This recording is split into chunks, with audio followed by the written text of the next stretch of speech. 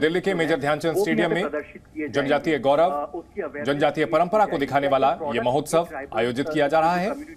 आदि महोत्सव का आगाज करने के लिए प्रधानमंत्री नरेंद्र मोदी यहां पहुंचे हैं।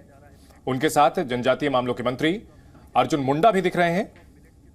इसमें देश भर के अलग अलग राज्यों से आए आदिवासी कलाकार, कारीगर अपनी प्रस्तुति देंगे। इसके अलावा आदिवासी व्यंजनों का, जनजातीय व्यंजनों का भी प्रदर्शन किया जाएगा।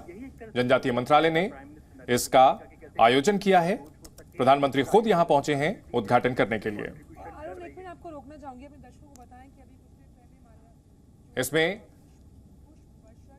अलग अलग राज्यों से आए हुए लगभग 1000 कारीगर और कलाकार हिस्सा लेंगे। प्रधानमंत्री यहां स्टॉल्स में बातचीत करते हुए, जानकारी लेते हुए।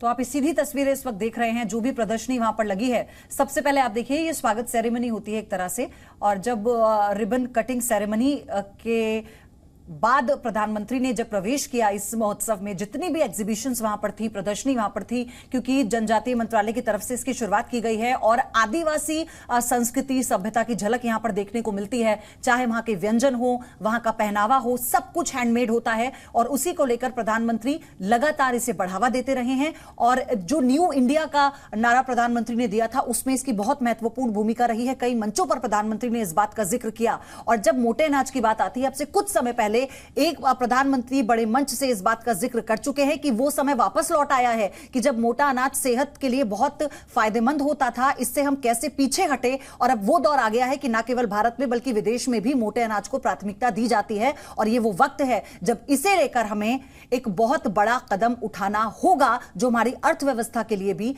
बहुत फायदेमंद होगा। आदि महोत्सव 27 फरवरी तक चलेगा। 28 राज्यों के 500 से ज्यादा कलाकार इसमें शामिल हो रहे हैं। 13 राज्यों के आदिवासी रसोइये यहां पर आएंगे, जो कि मिलेट्स यानी मोटे अनाज के व्यंजनों का जायका लगाएंगे। 1000 आदिवासी कारीगर भी इसमें हिस्सा लेंगे। अलग अलग तस्वीरें हम आपको दिखा रहे हैं। आदि महोत्सव का आगाज हो चुका है दिल्ली के मेजर ध्यानचंद स्टेडियम में। 1000 आदिवासी कारीगर हैं जिन्होंने इसमें हिस्सा लिया है। अब आप देखिए कि हर एक चीज को बारीकी से देखते हुए, समझते हुए, हालांकि प्रधानमंत्री का तो ये अंदाज रहा ही है, और अब इसकी शुरुआत के साथ ही एक बड़ा मैसेज पीएम यहां से देने की कोशिश कर रहे हैं, क्योंकि कैसे हमारी जो आदिवासी संस्कृति है, सभ्यता है, उसे बढ़ावा देने के साथ साथ जब मुनाफे की बात होती है, इसे न्यू इंडिया से जोड़ने की बात होती है, तो फिर इसे बिजनेस पॉइंट ऑफ व्यू से कैसे आगे बढ़ाना है, ये प्रधानमंत्री कई मंचों से पहले भी अपील कर चुके हैं। इसे लेकर कई मंत्र वो दे चुके हैं और ये कह चुके हैं कि अगर हमें अपनी संस्कृति को आगे बढ़ाना है, या फिर इसका लोहा, क्योंकि पूरा विश्व मानता है भारतीय संस्कृति का लोहा, और इसमें कैसे ये जनजातीय जो सभ्यता है और जो ये तमाम पहनावा है, हमें इसे भी उसी तरह से बढ़ाना होगा। आदि महोत्सव एक ऐसा आयोजन जिसमें जनजातीय संस्कृति, शिल्प, व्यंजन, वाणिज्य और पारंपरिक कला की भावना का जश्न मनाया जाता है। जनजातीय मामलों के मंत्रालय के तहत ट्राइफेड की ये एक वार्षिक पहल है। 2017 से इसकी शुरुआत की गई और इस साल भी इसका उद्घाटन किया गया है। प्रधानमंत्री नरेंद्र मोदी इसमें अलग अलग स्टॉल्स पर जाकर के वहां के उत्पादों के बारे में जानकारी लेते हुए, वहां के स्टॉल्स पे जो लोग मौजूद हैं, दुकानदार, उनसे बातचीत करते हुए, देश के अलग अलग हिस्सों में जो जनजातीय समुदाय के लोग हैं वो यहां पहुंचे हैं। पूर्वोत्तर के राज्यों से भी स्टॉल्स यहां लगाए गए हैं। देश में आदिवासी समुदाय की बड़ी आबादी है, देश के अलग अलग राज्यों में फैले हुए हैं और सबकी अपनी अलग पहचान है। मूल निवासी माने जाते हैं आदिवासी, जो कि जंगल, जमीन और अपनी संस्कृति पर निर्भर रहते हैं। और पीएम आदि महोत्सव का उद्घाटन करने के बाद अलग अलग स्टॉल्स पर जाकर के बातचीत करते हुए, तारीफ करते हुए, हौसला अफजाई करते हुए पूर्वोत्तर के राज्य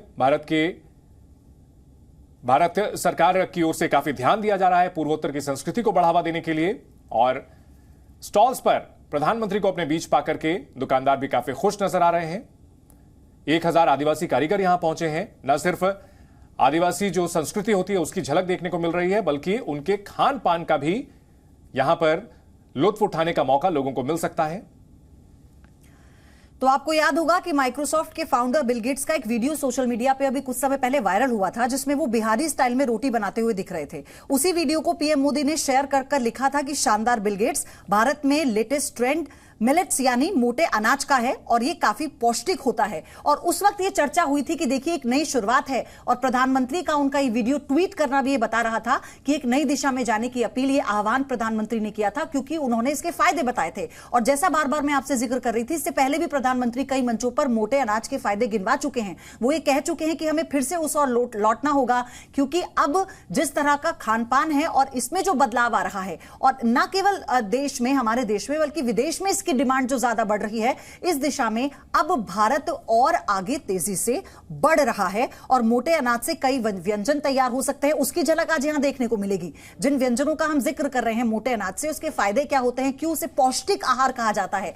पौष्टिक आहार एक वो टर्म है जिसमें शरीर में वो पोषण दिया जाता है उस अनाज के जरिए जो आपके शरीर के लिए फायदेमंद होता है। और हमेशा मोटे अनाज को पौष्टिक आहार में ही रखा गया है, लाया गया है। और इसी को लेकर प्रधानमंत्री ने जब बिल गेट्स का ये वीडियो ट्वीट किया था तो इस बात का जिक्र किया था। बिल्कुल, और 16 से 27 फरवरी तक इस आदि महोत्सव का आयोजन किया गया है। और इस महोत्सव में आदिवासी शिल्प, संस्कृति, व्यंजन और व्यापार से सीधे रूबरू होने का मौका लगेगा।